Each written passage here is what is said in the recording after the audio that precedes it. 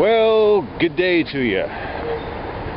The election is finally done. And as America sits in the aftermath of that election, I find myself waiting for the next test to begin. I'm not talking about how the president-elect will do in office. I'm talking about ballot measures in several states that now prohibit the same-sex union that we call marriage in our society. In California, that was Proposition 8, and in Arizona, that was Proposition 102. And there were some other propositions voting on the same issue across the country, but those are the two that I had the most interest in following because of friends and family in those two states.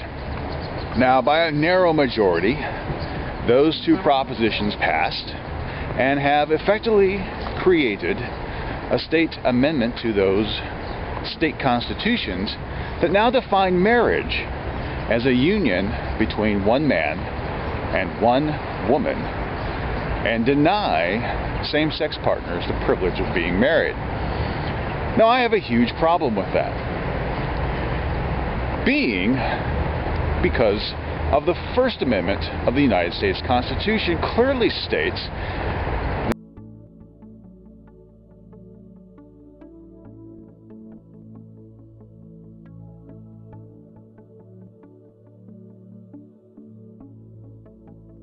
as long as clergy members have the ability to sanction a legally binding marriage, these state amendments restrict that right.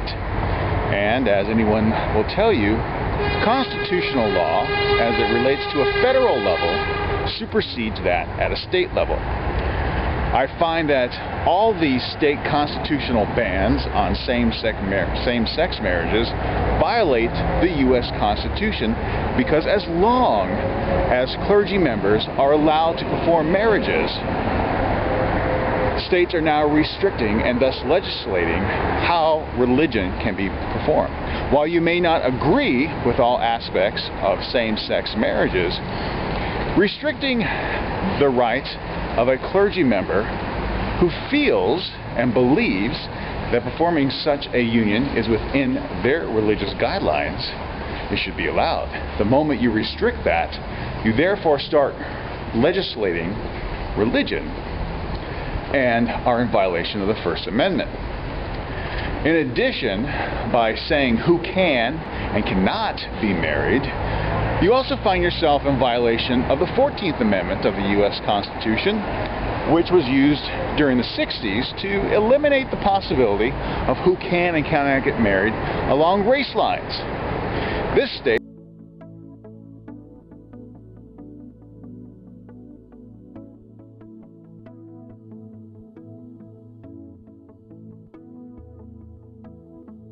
like it, by defining who can and cannot get married, find themselves also in violation of this statute. It is my sincere hope that finally individuals will take up the cause and fight these unconstitutional bans on marriage in federal court at the highest level. I am looking forward to these Supreme Court discussions.